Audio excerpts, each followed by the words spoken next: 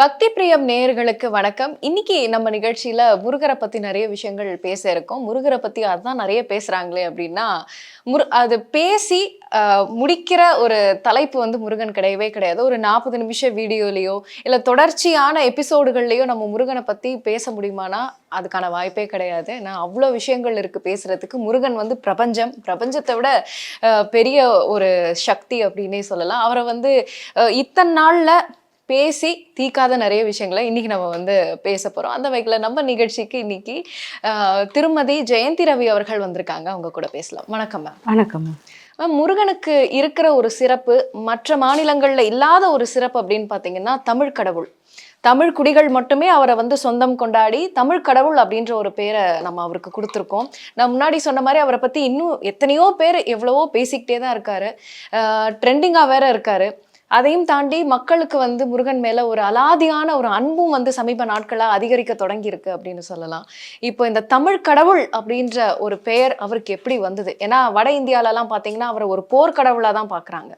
போர்க்கடவுளுக்கும் தமிழ் கடவுளுக்கும் வித்தியாசங்கள் நிறையவே இருக்கு. ஸோ தமிழ் கடவுள் எப்படி உருவாச்சு? உங்க பதில். முருகப்பெருமான் வந்து நம்ம தென்னகத்துக்கு முதல் காவல் தெய்வம். ஒவ்வொரு மாநிலத்துக்கும் ஒரு தெய்வம் இருக்கிற மாதிரி, பெருமாள், ஐயப்பன், அப்படி பெருந்தெய்வங்கள் காவல்களாக ஒவ்வொரு ஸ்டேட்டை காக்கிற மாதிரி இருக்கும். நம்மளுடைய தமிழ்நாட்டை காக்கிற தெய்வம் வந்து முருகப்பெருமான். ஏன்னா தென்னாட்டு உடைய சிவனையே போற்றி எந்நாட்டவருக்கு உரியவனை போற்றி அப்படிம்பாங்க. தென்னாட்டு என்னுடைய தமிழகத்துக்கு உரிய சிவன் வந்து தமிழகத்துக்கு மேலே அதிக பற்று. ஏன்னா அங்கே தான் நம்ம தமிழகத்தில் தான் நிறைய சித்தர் பெருமாள்கள் வந்து உருவாகியிருக்காங்க. மகான்கள், சித்தர்கள் எல்லாமே. அதனால் ஏன்னா இங்கே மேற்கு தொடர்ச்சி மலையினுடைய முக்கிய பங்கு வந்து இங்கே இருக்குது. அங்கே வந்து அவ்வளோ வலிமை. அகத்தியர் வந்து திருக்கல்யாணம் முடியறதுக்கு அகத்தியர் இங்கே அனுப்பி வச்சது இங்கே உள்ள மூலிகைகள் இருந்து எல்லாமே பவர் ஏறினது. அதனால் இங்கே சித்த மருத்துவம்ங்கிறது இங்கே ரொம்ப வலிமையானது. அதனால் சிவபெருமானோட முழுமையான அம்சத்துக்குரிய திருவண்ணாமலையிலேருந்து எல்லாமே இங்கே ஐக்கியமானதுனால் தன்னுடைய ரூபமாக முருகபெருமானை இங்கே உதயமாக வச்சார். சரவண பொதிகையில் அவர் வந்து உதயமானது அவ்வளோ பவர்ஃபுல்லாக தெரியும். அதனால் இந்த அவ்வளோ வலிமையான நம்மளுடைய சிவனுடைய மகன் அப்படிங்கிறது அது தென்னாட்டு தன்னுடைய ஒரு மகனை நம்மளுக்காக வலிமையான மகனை நம்மளுக்காக கொடுத்தது வந்து அவ்வளவு நம்மளுக்கு இதானது. அந்த முருகபெருமான் வந்து தமிழருக்கான மகன் அப்படிங்கிறத மட்டும் இல்லாமல் நம்மளுடைய மூத்த குடிமகன் அப்படிம்பாங்க. ஏன் மூத்த குடிமகன் அப்படிங்கிறோன்னா, குமரிகண்டத்தில் குமரிகண்டம் தான் உலகத்தில் தோன்றிய முதல் கண்டமாக சொல்லுவாங்க. அந்த குமரி கண்டத்தில் முதல் குடிமகனாக தோன்றிய ஒரு தமிழ் மகன் தான் நம்ம முருகப்பெருமான். அவன் ரொம்ப வலிமை, வீரம் எல்லாம். இங்கே உள்ள மக்களை பாதுகாக்க அவ்வளோ போராடி இருக்கான். அதாவது குமரிகண்டம் அழியும் போது பார்த்தீங்கன்னா, அந்த அழியும் போது அந்த முருகப்பெருமான் என்ன பண்ணுறார், மக்களை வந்து காப்பாற்றி அடுத்த அந்த இலங்கை பக்கம் வந்து அந்த மக்களை கொண்டு குடிபெயர்த்தார். அப்போ குடிபெயர்க்கும் போது அங்கே வந்து பார்த்திங்கன்னா பனைமரம் ஓலைகள் காடாக இருந்தது. அதை ஃபுல்லாக கதிர்காமத்துறை அந்த இடத்துல போய் அவர் ஒதுங்கின இடம் கவசத்துல கூட கதிர்காமத்துறை முருகா அது வரும். அந்த கதிர்காமத்துறையில் போய் அவர் வந்து நம்மளுடைய தமிழ் மக்களை போய் நிலைநிறுத்தினார்.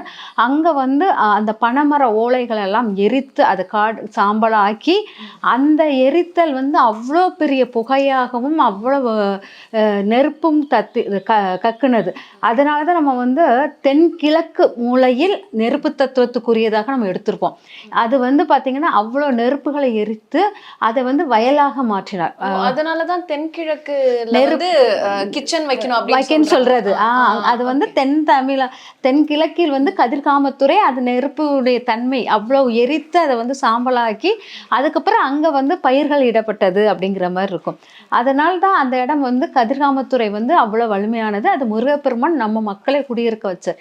என்ன அங்கே உள்ள முருகர் வந்து நம்ம இங்கிருந்து குடிபெயர்ந்த முருகர் தான் அங்கே உட்கார்ந்துருப்பார் அப்படிங்கிறது. அதனால அவ்வளவு வலிமையான ஒரு முருகருடைய அரவணைப்பு இருக்கிறவங்க வந்து தன் குடி மாறினாலும் அந்த குடியை மாற விடாமல் நிலைநிறுத்த அவர் போராடி நம்ம உட்கார வச்சிருவார்.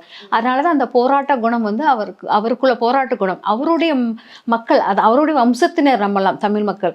அதனால் அந்த வம்சக்குடிகள் நம்மக்கிட்ட இருக்கிறனால நம்மக்கிட்டே அந்த போராட்ட குணம், வீரம், தைரியம், எதனால் நான் ஃபேஸ் பண்ணிக்குவேன் அப்படிங்கிற ஒரு எண்ணங்கள் எல்லாமே இந்த தமிழ் மக்களுக்கு அதிகமாக இருக்கும். மேம் இப்போ இந்த கதிர்காமத்துறையில வந்து அவர் பனைமரம் எரிச்சதை பத்தி சொல்லியிருந்தீங்க. அது ஒரு வயல்காடா மாத்துனதை பத்தி சொல்லியிருந்தீங்க. ஆனா அது வந்து காலங்காலமா நம்மளுடைய பண்பாட்டிலே அது ஒரு விழாவாவே இருந்தது. பனைமரம் எரித்தல். எரித்தல். அதுக்கு வந்து ஒரு டேர்மும் சொல்லி அதை ஒரு விழாவாவே கொண்டாடிட்டு இருந்தாங்க. ஆனா இப்போ ஒரு ஒரு 10-20 வருஷமா அதுக்கான பேருமே இல்ல.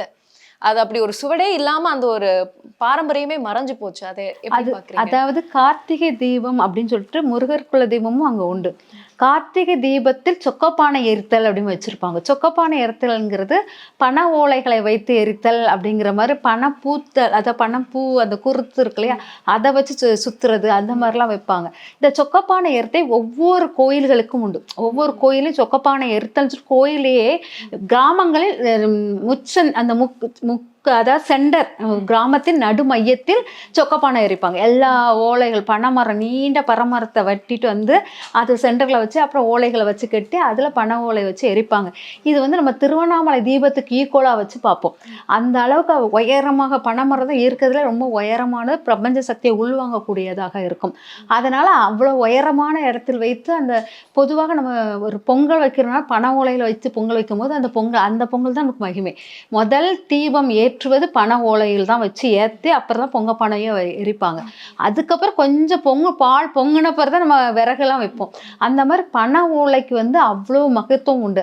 அதை வந்து நம்ம கார்த்திகை தீபம் அன்று அந்த பனை ஓலை எரித்தல் வந்து நம்மளுக்கு அதே சொக்கப்பானையுமோ அதை தான் இந்த காம கதிர்காத்துறையில் வந்து அவர் எரித்த பனை ஓலைக்கும் இதுக்கும் நிகரான ஒரு விஷயம் அங்கே நடக்குது. இப்போ இந்த சொக்கப்பனை அப்படிங்கிற ஒரு வழக்காடலே வந்து பேச்சே இல்ல. ஆனா ஏதோ ஒரு 10 வருஷம் முன்னாடி வந்து ஒரு திரைப்பட பாடல்ல நான் அதை கேட்டிருக்கேன். சொக்கப்பனை போல என்ன நீயும் எரிக்காதே. ஆனா அந்த ஒரு வார்த்தைக்கு உண்டான ஒரு வேல்யூவே வந்து யாருக்குமே தெரியாது. சொக்கப்பனை எதுக்காக எரிச்சாங்க, அது ஒரு வழக்கமா இருந்திருக்கு நம்மளுடைய பாரம்பரியத்துல அப்படிங்கிற ஒரு விஷயமே நம்ம மறந்துட்டோம். இப்போ முருகனை பத்தி சொக்கப்பனை வரைக்கும் நம்ம தெரிஞ்சுக்கிட்டோம் மேம். இப்போ முருகனோட வேலும் மயிலும் எப்படி உருவாச்சு அப்படிங்கிறது நமக்கு தெரியும். சூரபத்மாவை அவர் வதம் பண்ண பிறகு அது ரெண்டும் உருவாச்சு. ஆனா காவடி அப்படிங்கிறது எப்படி வந்து முருகனுக்கு உகந்ததான ஒரு விஷயமா மாறுச்சு? காவடி வந்து என்னன்னா முருகர் அதாவது 2 காவடி வைப்பாங்க. காவடிங்கிறது 2 இது அந்த பக்கம் இது துலா ராசிக்குள்ளது மாதிரி இருக்கும். 2 பக்கம் இப்படி தொங்குறது வந்து துலா ராசியில் உள்ளது தன்மையா இருக்கும். அதாவது ஒரு இறப்பு பிறப்பு எல்லாமே இரட்டைத்தன்மை கூடியதாக காவடி பொதுவாக நம்ம எங்க பழனி முருகருக்கு தான் எடுப்பாங்க. காவடி எடுத்தல் பழனி முருகருக்கு எடுப்போம். காவடியும் வேல் குத்துதல் அழகு குத்துதல் அப்படிம்பாங்க. இது ரெண்டுமே பழனி முருகருக்கு ரொம்ப முக்கியத்துவம் வாய்ந்தது. அதாவது எல்லாமே சமத்துவமாக பார்க்கக்கூடிய ரொம்ப பெரிய இது வந்து முருகப்பெருமானுக்கு உண்டு. அதாவது 7ஆம் பாவம் அப்படிங்கிறது காலபுருஷனின் 7ஆம் பாவம் தான் நம்மளுக்கு துலா ராசிக்குள்ளது. தராசு போன்று காவடியும் தராசு போன்றது தான். நடுநிலையானவர்கள் நடுநிலையா கூறியவர்கள் பொதுவாக நம்ம வந்து எந்த ஸ்டேட்க்கு போனாலும் நம்ம எந்த மக்களும் முழுமையாக அந்த ஸ்டேட்டை விட்டு கொடுத்து வாழ மாட்டாங்க. தமிழகத்தில் மட்டும்தான் யார் வந்தாலும் விட்டு கொடுத்து வாழும் தன்மை உண்டு. எந்த மக்கள் வந்தாலும் ஓகே இது நம்மளுடைய விருந்தினர் அப்படின்னு சொல்லிட்டு அந்த சமநோக்கு பார்வை இது வந்து என்னுடைய முருகப்பெருமானுக்கு அந்த பார்வை உண்டு. அதனுடைய குணம் அதனுடைய டிஎன்ஏ தான் நம்மளுக்கு அந்த ஜீனில் இருக்கிறதுனால நம்மளுக்கு அந்த பண்பு. இது வந்து என்னென்னா அந்த காவடி வந்து அதை தான் நம்மளுக்கு சமநிலைப்படுத்துதல் அப்படிங்கிறது. எந்த ஒரு துன்பம் வந்தாலும் சரி இன்பம் வந்தாலும் சமநிலைப்படுத்த வேண்டும். அதே மாதிரி காவடி வந்து என்னென்னா நம்மளுடைய இடுக்கண் அந்த இடும்பன் அந்த அவங்க 2 மலைகளை வந்து எடுத்து வைத்து அதை எடுத்தக்கூடிய காவடி தான் அந்த காவடி. அவங்க 2 மலைகள் அந்த மலைகளை வைத்து நம்மளுக்கு அந்த அரக்கன்களுக்குள்ள தன்மையை வந்து நம்மளுக்கு எடுத்து அது நம்மளுடைய அரக்க குணங்களை அழிக்கக்கூடியதாக தான் காவடியாக எடுத்திருப்போம். அதனால இந்த இது வந்து காவடி வந்து நான் என்னுடைய பொறுத்த வரைக்கும் அந்த மலைப்பகுதி அது புராண கதைகள் ஒரு பக்கம் இருந்தாலும் என்னுடைய குணங்கள் வந்து யாரையும் தமிழருக்கு வந்து ஏற்றத்தாழ்வு பண்பே கிடையாது. வந்தாரை வாழ வைக்கும் ஒரே தமிழன் அப்படிங்கிற எந்த ஜாதி பிரிவினர் கூட அவங்களுக்குள்ள இருந்தது இல்லை. தமிழன் உணர்வு மட்டும்தான் அதிகமாக இருந்தது ஒழிஞ்சு. அதனால் இந்த காவடிக்கும் இதுக்கும் எனக்கு பொருந்துற மாதிரி என் தமிழ் மக்களுக்கு வந்து யாரையும் பிரித்தாளும் தன்மை கிடையாது. எல்லாரும் சமநிலைப்படுத்த தன்மை கூடியவர்கள் அப்படிங்கிறதுக்காகவே இந்த காவடியை சொல்லியிருக்குது அப்படிங்கிறது தான் எனக்கு தோன்றுறது. ஆனால் இதுக்குள்ள கதை வந்து இடும்பனை தான் வச்சு வரும். ஓகே, அந்த 2 மலைகளையும் இப்படி சமமா சமமா தூக்கும்போது அந்த மலையத்துக்குள்ளது அவங்க கேட்ட வரம் தான் காவடியாக மாறுச்சு அப்படின்னு. மேம் இப்போ ஒரு சில கடவுள்களுக்கு ஒரு சில நட்சத்திரங்களை வந்து இந்தந்த கடவுள் இந்தந்த நட்சத்திரம் அப்படின்னு சொல்லுவாங்க. ஆனா அவங்களுக்கெல்லாம் பாத்தீங்கன்னா ஒரு நட்சத்திரம் அதுக்குண்டான ஒரு பண்டிகை இல்ல அதுக்குண்டான ஒரு விசேஷம் அப்படிதான் இருக்கும்.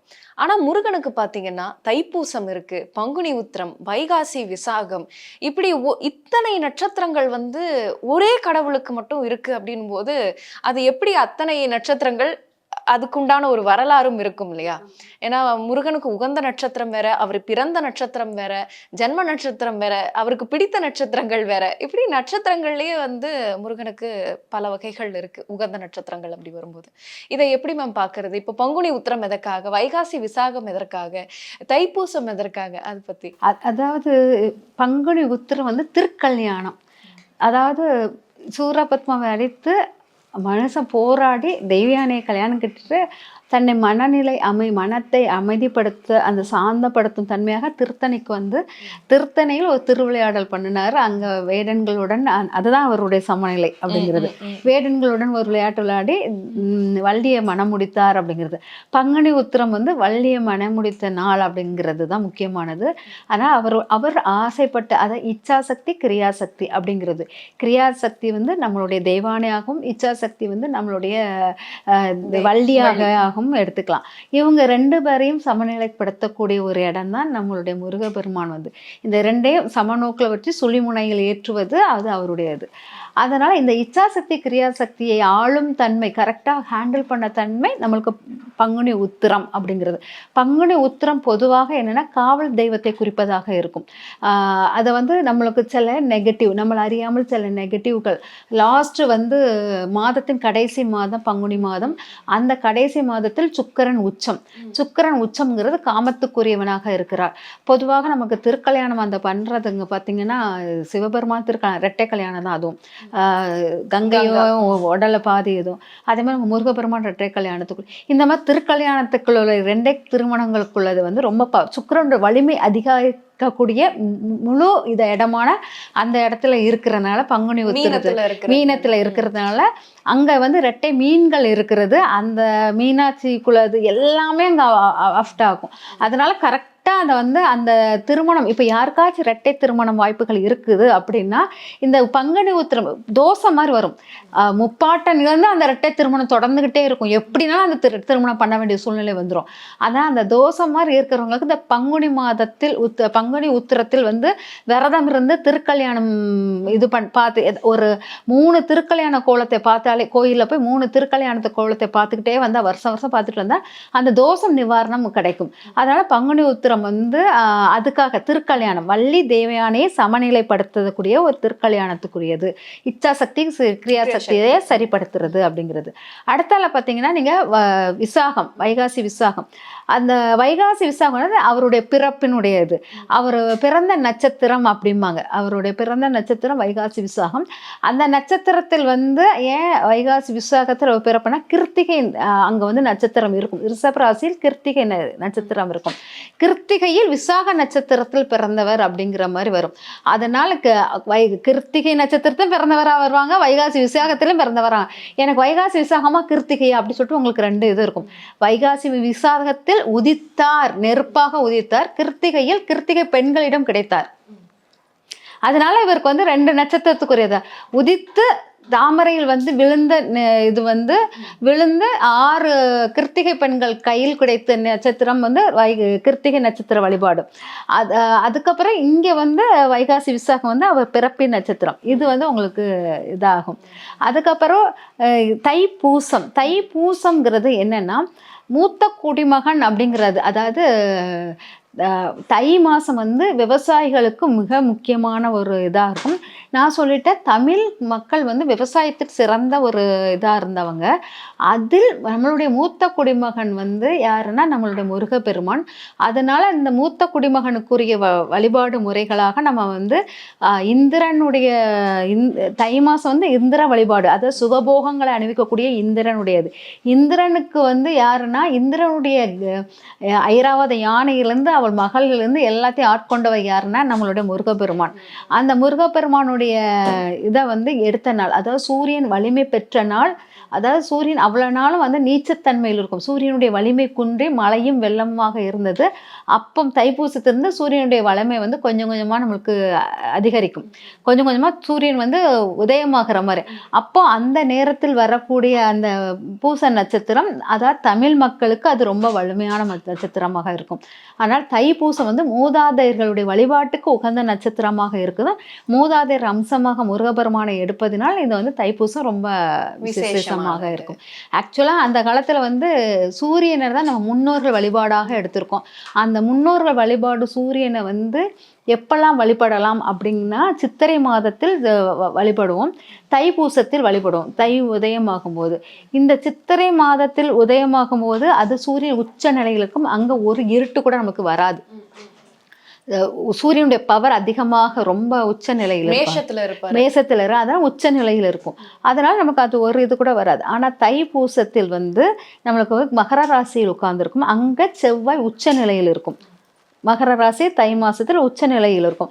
அதனால அந்த செவ்வாய்ங்கிறது முருகபெருமானை குறிப்பதினாலும், தைப்பூசம்ங்கிறது அந்த மகர ராசி வந்து என்னன்னா, ஒரு அப்பா வந்து பையன்கிட்ட அறிவுரை வாங்கின பிரணவ மந்திரத்தை கத்துக்கிட்ட அந்த இடம் தான் நாதர். அதுதான் அந்த இடம் தான் மகர ராசி.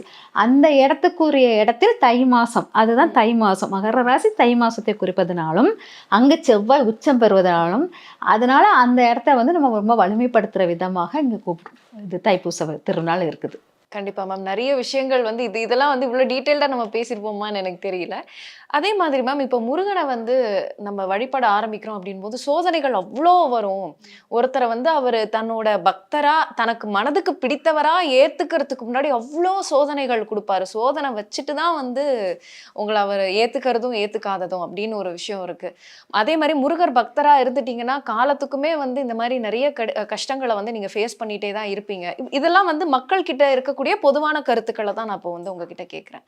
அதாவது முருக பக்தர் ஆகணும்னா அவர் முதல்ல உங்களை டெஸ்ட் பண்ணிட்டு அதுக்கப்புறமா தான் பக்தரா ஏத்துப்பாரு. முருக பக்தர் ஆயிட்டீங்கன்னா காலத்துக்கும் வந்து அந்த கடினமான சூழல்களை வந்து நீங்க கடந்துகிட்டே தான் இருக்கிற மாதிரி இருக்கும் அப்படின்ற ஒரு பொது நம்பிக்கையும் இருக்கு. இது எப்படி மேம் பாக்குறீங்க? இது கட்டாயமா இல்லை, இது என்னால் நான் ஏத்துக்கவே மாட்டேன். ஏன்னா சரவணா ஸ்டோர் அப்படின்னு போட்டாலே முருகர் தான்.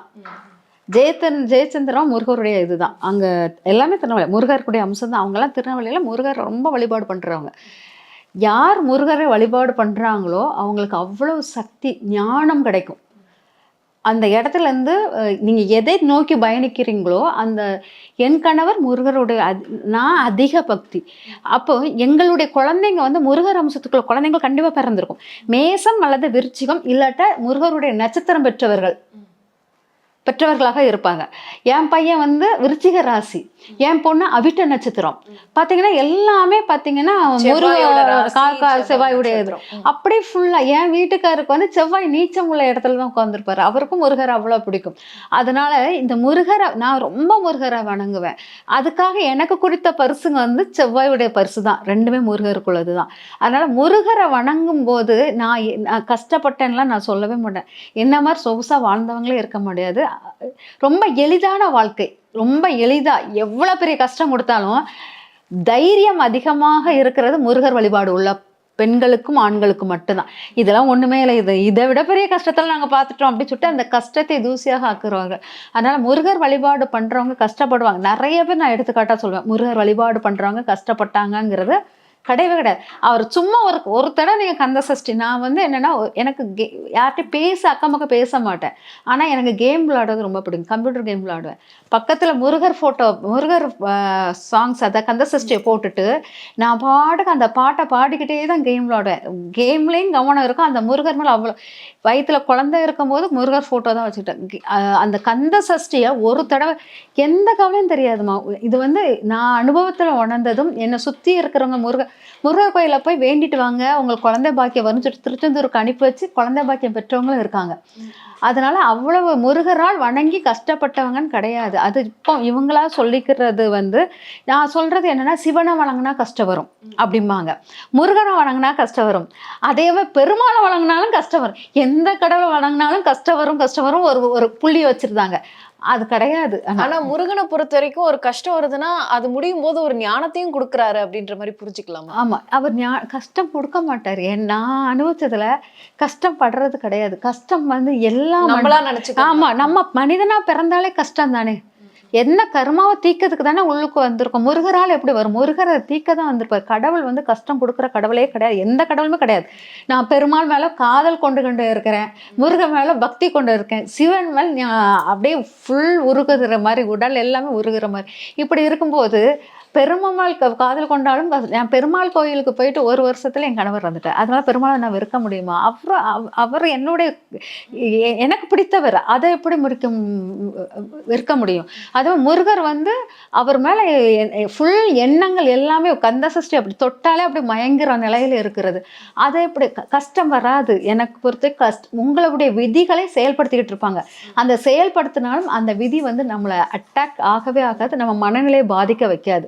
எல்லாமே அப்படியே காற்று போக்கில் போகிற மாதிரி தான் இருக்கும். எல்லா கடவுளுமே எந்த பக்தனையும் கஷ்டப்படுத்த மாட்டாங்க. நம்ம கதைகளில் புராணங்களில் எல்லாமே உங்க விதிகளை காமிப்பாங்க, அந்த விதிகளிலிருந்து ரெக்கவர் பண்ணதுக்கு உங்களை மீட்டு எடுக்கிறதுக்கு ட்ரை பண்ணுவாங்க. இந்த விதிகள் உங்ககிட்ட, அந்த விதிகளை மீட்டு எடுக்கும் போது நீங்க நினைச்சுக்கிறீங்க இவரை வழிபட்ட போய் தான் எனக்கு கஷ்டம் வந்தது. இந்த விதிகள் உங்களை செயல்படுத்தும் போது உங்களை மீட்டு எடுக்கிற நேரத்துல உங்களுக்கு கஷ்டமா தெரியுது, அது கஷ்டம் கிடையாது. அது உங்களை பயங்கரமான கஷ்டத்தை உங்க முன்னோர்கள் செஞ்சிருப்பாங்க, அது விதி பயனா நீங்க அனுபவிச்சுக்கிட்டே இருக்கீங்க. அந்த அனுபவத்துல இருந்து உங்களை மீட்டு எடுக்கிறார். அது வந்து கஷ்டம் கிடையாது, எந்த கடவுளும் கஷ்டம் கொடுக்கவே மாட்டார். ஆனா இவங்க எல்லாரும் சொல்றது என்ன, முருகர் கஷ்டம் கொடுப்பாரு, சிவன் கஷ்டம் கொடுப்பாரு, பெருமாளை கஷ்டம் கொடுப்பாரு. என்னை பொறுத்த வரைக்கும் இந்த ராசிக்காரங்க தான் இந்த கோயிலுக்கு போகணும், இந்த ராசிக்காரங்க பெருமாளுக்கு இவங்க போனாங்கன்னா அப்படிலாம் இல்லை. நான் பெருமாளை வந்து புரட்டாசினாலே எனக்கு அப்படியே குதூகலம், அப்படியே ஒரு இதுதான் வரும், ஒரு சந்தோஷமான ஒரு நான்வெஜ் ஃபுல்லாக ஒரு கோவிந்தா பாடுறதும் அவர் கூட விளாடுற மாதிரியே ஒரு ஃபீல். இந்த புரட்டாசி ஃபுல்லாக பெருமாளோட நான் வந்து லயச்சி இருக்கிற மாதிரியே ஒரு ஃபீல், அந்த மாதிரி ஒரு ஃபீல் கொடுக்கக்கூடியவர். அவங்க எப்படி கஷ்டம் கொடுப்பாங்க? அந்த மனநிலையில் கொடுக்குறவங்க கஷ்டம் கொடுக்கவே மாட்டாங்க. அதனால முருகர் பெருமாள் யாருமே கஷ்டம், எந்த தெய்வமும் கஷ்டம் கொடுக்க மாட்டாங்க, நம்ம கர்மாவை தீக்குறாங்க, அவ்வளோதான். இப்போ முருகன் அப்படின்னாலே நமக்கு கந்த சஷ்டி கவசம் தான் வந்து காலங்காலமா நம்ம பாடிட்டு இருந்தது. சமீப நாட்களா வேல்மாறல் அப்படின்னு ஒரு புது பாடலையும் வந்து புகுத்திருக்காங்க. இது என்ன ஆயிடுச்சு, வேல்மாறலோட அந்த கேட்குற அந்த எண்ணிக்கை அது பின்னாடி போறவங்க கொஞ்சம் ஜாஸ்தியா தான் இருக்காங்க. பட் அது தப்பு கிடையாது, அவங்களுடைய மன விருப்பம் தான். ஆனா கந்த சஷ்டி கவசம் வந்து காலங்காலமா கேட்டது வந்து இப்போ அதிகமா நம்ம கேட்கறது இல்லையோ, அதுக்குண்டான அந்த ஒரு வேல்யூ அப்படிங்கிறது வந்து கொஞ்சம் மக்கள் மனசுல இருந்து இறங்கி இருக்கும் அப்படின்னு எனக்கு ஒரு சந்தேகம். ஓகே, இப்போ கந்த சஷ்டி கவசத்துக்கு இருக்கக்கூடிய அந்த ஒரு பவர், வேல்மாறல் எப்படி நம்ம பாக்குறது? ரெண்டுத்தையும் உங்களுடைய பார்வை என்ன? நான் வந்து எனக்கு வந்து எத்தனை இது வந்தாலும் நான் என்னால் மந்திரங்களை ஓத மாட்டேன். என்னுடைய தமிழ் மொழியை வந்து நான் தமிழ் மொழியில் பேசுகிறது எனக்கு பிடிக்கும். என் கடவுள்கிட்ட எனக்கு தெரிஞ்ச லாங்குவேஜில் பேசினால் எனக்கு ரொம்ப பிடிக்கும்.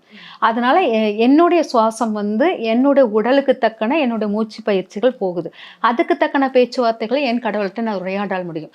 யாருடைய பேச்சுவார்த்தையும் யாருடைய மூச்சு காற்றுக்கு தக்கன அவங்க வழிபட்ட ஒரு முறைகளை நம்மளுக்கா ஒரு ஞானம், நம்ம உடலுக்கு ஒரு உருவம், உடல், கண் எல்லாம் கொடுக்குற போல் நம்மளுடைய மூச்சையும் கடவுள் கொடுத்துருக்கிறார். அப்போ அதுதான் இப்போ வேல்மாறல்ங்கிறது என்னன்னா, இப்போ வந்தது அந்த ட்ரெண்டிங் ஆனது. நான் இது வரைக்கும் அது வந்து அந்த அடுக்கு அந்த அப்படியே இப்படி அடுக்கடுக்காக போகும். அதை விட எனக்கு கந்த சஷ்டியில் வந்து அவ்வளவு வலிமை இருக்கும். இந்த கந்த சஷ்டியை நீங்கள் கடைசி வரைக்கும் படிச்சிங்கன்னா ரகன அப்படிலாம் வரும் பார்த்தீங்களா, அதெல்லாம் அந்த உங்களுடைய மூச்சு பயிற்சிக்கு அவ்வளவு பவர்ஃபுல்லாக இருக்கும். அந்த அதெல்லாம் பார்த்தீங்கன்னா அவ்வளோ உங்கள் மூச்சை வந்து அவ்வளவு கரெக்டாக எடுத்துகிட்டு வரும். இதில் வந்து எந்த சுவாச கோளாறு இருக்கனாலும் என்ன வயிற்று கோளாறு, அந்த மூச்சு வந்து இப்போ ஒரு பம்ப் அடிச்சு ஒரு ஒரு பிளாக்கா இருந்துச்சுன்னா அந்த எடுப்போம் தெரியுமா உடம்பு, அதே போல் தான் நம்ம உடம்புல பிளாக்கை வந்து இந்த கந்த சஷ்டி கவசம் இந்த பாடும்போது நம்மளுக்கு எடுத்து கொடுத்துக்கிட்டே இருக்கு. அது வந்து நான் உணர்ந்தது வந்து ஆரம்பத்தில் இருந்து எனக்கு விவரம் தெரிஞ்சிருந்து கந்த சஷ்டி தான் எனக்கு அது அது ஓதிக்கிட்டே இருக்கணும் அப்படிங்கிறது. அதனால அதுதான் இந்த வேல்மாறல் நான் இல்லைங்கள. ஏன்னா தேவராயன்கிறவர் வந்து சஷ்டியப்பம் இருந்து கிடைத்த ஒரு வரப்பிரசாதமான ஒரு இது. அதே மாதிரி பாமன் சாமிகள் கிட்ட இருக்கிற ஒரு இதுவும் நல்லா இருக்கும். அதுவும் ரொம்ப பவர்ஃபுல்லான ஒவ்வொரு இடத்துக்கு தக்கன உதித்தது ஒரு இது. ஆனால் கந்த சஷ்டி கவசம் வந்து எல்லா இடத்துக்கும் ஏற்றதாக இருக்கும். ஆனால் வேல்மாறல் வந்து திருத்தணியில் அது அங்கே உதித்தது. அங்கே இச்சாசக்தி கிரியாசக்தியை ஆக்டிவேட் பண்ணுற விஷயங்கள் அங்கே திருத்தணிக்குள்ளது. ஆனால் வேல்மாறல் திருச்செந்தூரில் உதித்தது. ஓகே, சாரி, சஷ்டி வந்து திருச்செந்தூரில் உதித்தது. அதனால நம்மளுக்கு வந்து ரொம்ப யார் ரொம்ப வீக்காக இருக்கிறாங்க, 4ஆம் பாவத்தை ஆக்டிவேட் பண்ணுறது, சுகங்கள், குழந்தை பாக்கியம், எல்லா விஷயத்தையும் ஆக்டிவேட் பண்ணக்கூடிய முதல் இடம் வந்து திருச்செந்தூரில் இருக்குது. அதனால் அந்த இடத்தில் உதயமான கந்த சஷ்டி வந்து ரொம்ப வலிமையானது. அசுரனை வென்று ஆட்கொண்ட இடத்தில் உதயமான கந்த சஷ்டி வந்து ரொம்ப வலிமையான ஒரு சக்தி வாய்ந்த ஒரு பாடல். அது வந்து அவருக்கு காட்சி கொடுத்த ஒரு பாடலும் கூட. அதனால் எனக்கு வந்து வேல்மாறல் நான் கேட்டு இருக்கேன், கேட்கலன்னு இல்லை. ஆனால் கந்த சஷ்டி என் உயிருள் உள்ளத்தில் உறைந்து நிற்குது. லாஸ்ட்டு ஃபைனலில் கந்த சஷ்டி கேட்டு தூங்கணும்னா அது வந்து நிம்மதியான ஒரு தூக்கமாக இருக்கும் அப்படிங்கிறது அந்த சஷ்டி வந்து எனக்கு உணர்த்தியது. அது யாருக்கு எது லயச்சிருக்கோ, இந்த இது அது இதில் ஒவ்வொரு உடலுக்கு தக்கன ஒரு மந்திரம் லயச்சு போகும். அந்த லயச்சு போன மந்திரம் சஷ்டியாக எனக்கு இருக்கிறதுனால ஆனால் கந்த சஷ்டி ஆரம்பத்திலேருந்தே உதயமானது. அதனால் என்னுடைய தமிழ் எழுத்தின் உச்சரிப்பும் அங்கே நல்லா இருக்கும். எல்லா வார்த்தைகளுக்கும் அவ்வளவு வலிமையான ஒரு வார்த்தைகள் அந்த கந்த சஷ்டியில் இருக்கிறது. ஒவ்வொரு எழுத்துக்களும் அங்கே வந்து பவர்ஃபுல்லாக அழுத்தி கொடுக்கக்கூடியதாக இருக்கும். அதனால எனக்கு கந்த சஷ்டிக்கு நிகர் எதுவுமே கிடையாது. அதுவும் கந்த சஷ்டி விரதம் வைப்பம், கந்த சஷ்டி கவசம் கேட்பது ரொம்ப பெரிய விசேஷம். ஒரு கடன் சுமையா அதுக்கு கந்த சஷ்டி கேட்டு பாருங்களேன். ஒரு எனக்கு இந்த கடன் அடையணும் அப்படின்னா கந்த சஷ்டி. வயிற்று பிணியா அதுக்கு கேட்டு பாருங்க. திருமண வாழ்க்கையில் பிரச்சனையா அப்படின்னாலும் கேட்கலாம். இந்த உடல் ஆரோக்கியம், அப்புறம் இன்னொன்று என்னென்னா இந்த கோர்ட் கேஸ் வழக்குகளில் சிக்கியவர்களும் கந்த சஷ்டிக்கு எல்லா இதையும் பார்த்து பார்த்து வந்தது கந்த சஷ்டி. அதனால் கந்த சஷ்டிக்கு நிகரானது வேறு எதுவுமே இருக்காது. வேல்மாறலும் கேளுங்க, ஆனால் சஷ்டியை கேட்டுட்டு அப்புறம் வேல்மாறல் கேட்பது உகந்தது. மேம், இந்த கந்த சஷ்டி கவசத்துக்கு வந்து ஒரு தனி வரலாறு இருக்கு. நீங்க கொஞ்சம் முன்னாடி நம்ம சாதாரணமா பேசும்போது கூட நீங்க சொல்லியிருந்தீங்க, பாலந்தேவராயர் வந்து எப்படி அதை உருவாக்குனாரு. அது நம்ம நேயர்களுக்காக சொல்ல முடியுமா? அதாவது ரொம்ப வயிற்றுப்பிணியில் அவர் வந்து இருந்தார். தேவராயர் வந்து ரொம்ப வயிற்றுப்பிணியில் இருந்தார். அந்த வழியில் வந்து சூசைட் தாட் பண்ணுறாரு, செத்து போயிடலாம் அப்படிங்கிற மாதிரி ஒரு எண்ணத்துக்கு வந்தார். அந்த சமயத்தில் தான் சஷ்டி விரதம் வந்து மகா சஷ்டி விரதம் வந்தது. வரும்போது இவர் வந்து முடிவு எடுத்துட்டோம். ஆனால் நம்மளுடைய முருகருடைய சஷ்டி இருக்குது. அந்த சஷ்டியில் அவருக்காக உட்கார்ந்து விரதம் இருந்துட்டு அப்புறமா நம்மளுடைய உயிரை மாற்றிக்கொள்ளலாம் அப்படிங்கிற மாதிரி ஒரு சத்திரத்தில் அங்கே உட்காந்து விரதம் இருந்தார். விரதம் இருந்து ஃபுல்லாகவே முருகருடைய நாமம் மட்டுமே சொல்லிக்கிட்டு இருந்தார். அவருக்கு காட்சி கொடுத்து அந்த காட்சியில் பிரமிச்சு அவர் எழுதியது தான் கந்த சஷ்டி கவசம். அந்த கந்த சஷ்டி கவசம் வந்து எழுதி அவர் வயிற்றுப்பணியெல்லாம் நீங்கினது. ஆக்சுவலாக என்னென்னா காலபுருஷனின் 7ஆம் வீட்டில் தான் நம்மளுக்கு மகா கந்த சஷ்டி கவசம். 6ஆம் வீடு வந்து அடி வயிற்று சார்ந்த பிரச்சனைகளை குறிப்பதாக இருக்கும். அதுக்காக நம்ம கடன் சார்ந்த பிரச்சனையும் 6ஆம் வீடு. அதை நிவர்த்தி பண்ணணும் அப்படின்னா நம்மளுடைய இந்த கந்த சஷ்டி கவசம் இவர் தேவராயன் எழுதினதை வந்து படித்தோன்னு வச்சுக்கோங்களேன், உட்காந்து படிச்சுக்கிட்டே இருந்தோம். 36 உருகொண்டு அப்படின்னு வரும். 36 தடவை ஒரு நாள் நீங்கள் படிங்க. அதே இது 6 நாள் 34 உருகொண்டு படிச்சிங்கன்னா உங்களுக்கு அந்த வயிற்று பணியும் சரி, கடன் பிரச்சனையும் சரி, உங்களுக்கு யார் எதிரினே தெரியாது அந்த எதிரியை அரைக்கிறது. மும்மூலம், அதாவது மலம் அப்படிம்பாங்க. 3 மலங்களை அழிக்கக்கூடிய மிகப்பெரிய சக்தி கந்த சஷ்டிக்கு உண்டு. அது மகா கந்த சஷ்டிக்கு உண்டு. அதை சஷ்டியுடன் சேர்த்து படிக்கும்போது உங்களுக்கு 3 மலங்கள் வந்து கண்மம், இது நம்மளுடைய கண்மம்னா நம்மளுடைய கர்மா செயல்களை குறைப்பது. அதுக்கப்புறம் பார்த்தீங்கன்னா ஆணவங்கிறது நான் என்ற ஆணவத்துடன் இருக்கிறது. அப்புறம் இன்னொன்று வந்து தன்னுடைய சுய புராணங்களை மட்டும் நினச்சிக்கிட்டே இருக்கிறது. நான் இப்படி, நான் இது, அந்த மாதிரி இது அதெல்லாம் அழிக்கக்கூடிய மிகப்பெரிய சக்தி இந்த மகா கந்த சஷ்டி. நான் கந்த சஷ்டியில் விரதம் இருந்தும் எனக்கு இதெல்லாம் கிடைக்கலையே அப்படின்னு சொல்கிறாங்க. இந்த 3 மலத்தையும் அவங்க அழிச்சிருக்கவே மாட்டாங்க. அழிக்காமல் வெறுமனே விரதம் மட்டும் கந்தனை மட்டும் நினைக்கிறது வாய்ப்பில்லை. 3 மலம், அந்த 3 மலம்ங்கிறது அந்த 6 நாளில் நீங்கள் யார்கிட்டையும் பேசாமல், யாரையும் அவதூறு பரப்பாமல், உங்களுடைய செயலின் அளவை குறைத்து கொண்டு, அதனால் செயலின் அளவை குறைக்கணும்னு தான் விரதங்களே எடுக்கிறோம். விரதங்கள் இருக்கும்போது நம்மளுடைய எனர்ஜி வந்து வெறும் விரதத்துக்கு மட்டும்தான், முருகன் மட்டும்தான், மற்ற செயல்கள் மேலே மற்றவங்க மேலே எண்ணங்கள் போகாதுங்கிறதுக்காக தான் அந்த விரத முறைகள் எடுக்கிறது. அதனால் செயலின் அளவை குறைத்து கொண்டு நம்ம ஆணவத்தினுடைய தன்மையை யார் குறைச்சி அந்த முருகரை போகிற இடத்துல நான்கிற அகங்காரத்துடன் நம்ம போனோன்னா அங்கே முருகர் பார்க்க அடப்பட மாட்டார். நான் எளியவன் அப்படிங்கிறது, நான் க்யூவில் நின்று கூட பார்த்துக்கிறேன். நான்கிற அகங்காரத்திலுடைய அந்த தகப்பை, அந்த தலைப்பகை அதை எடுத்து தூர வச்சுட்டு, அந்த கிரீடத்தை எடுத்து தூர வச்சுட்டு, நானும் உன்னுடன் எளியவனாக வரேன் அப்படின்னு சொல்லிட்டு யாருக்கு அவர் வராங்களோ அவங்களுக்கு கந்த சஷ்டி விரதம் வந்து பவர்ஃபுல்லாக இருக்கும். நீங்கள் என்ன தான் 6 நாள் விரதம் இருந்தாலும், 6 நாள் இதாக இருந்தாலும், உங்களுடைய தலகணங்களை குறைத்து கொண்டு நீங்கள் வாழ்ந்தால் தான் அது முடியும். முருகனை மட்டுமே வச்சு எடுத்து அதை தான் சொல்ல, சமநோக்கில் பாருங்கள். யாரையுமே வன்மமாக பார்க்காதீங்க, சமநோக்கில் பாருங்கள். வன்மம் இருக்கக்கூட, கண்மம் இருக்கக்கூட, ஆணவம் இருக்கக்கூடாது. இந்த 3ஐயும் அழுத்திட்டீங்கன்னா உங்களுக்கு முருகனோட அருள் கிடைச்சிடும். கந்தசஷ்டி பத்தி ரொம்ப அழகா சொன்னீங்க. இப்போ அடுத்து என்னன்னா, ஜாதக ரீதியா ஒரு சந்தேகம் இருக்கு. இப்போ மேஷம் விருச்சிகத்துல வந்து அவர் ஆட்சி ஆகுறாரு, மகரத்துல அவர் உச்சமாகிறாரு. இப்போ மகரம் மேஷத்துல வந்து அவர் இருக்கும்போது ஒரு நல்ல அமைப்பா பார்க்கப்படுது. இன்ஃபேக்ட் மகரம் வந்து சனியோட வீடா இருந்தாலும் அங்க அவர் உச்சமாக தான் ஆகுறாரு. ஆனா இப்போ காலபுருஷனோட 8வது வீடான இந்த விருச்சிகத்துல வந்து அவர் ஆட்சியாவே இருந்தாலும் அது வந்து ஒரு இருட்டு வீடு. அங்க வந்து செவ்வாய் இருக்கிறது அவ்வளவா நல்லது கிடையாது. நிறைய உடல் ரீதியான பிரச்சனையெல்லாம் வந்து அந்த ஜாதகர் வந்து அனுபவிக்கிற மாதிரி இருக்கும். அவரால் வந்து எல்லாத்துக்குமே வந்து அவர் ஃபைட் பண்ணி போராடி தான் மேலே வர்ற மாதிரி இருக்கும் அப்படின்ற மாதிரி விஷயம்லாம் சொல்கிறாங்க. உண்மையிலே அது அப்படி தான் இருக்குமா? விருச்சிகத்தில் செவ்வாய் இருக்கிறாரு, ஆட்சியாகவே இருக்காரு. இப்போ ஒரு எக்ஸாம்பிள் சனி பார்வையோடு இருக்காரு அப்படின் போது அவரோட அந்த பலன் அப்படின்றது குறையுமா? உங்கள் பதில்?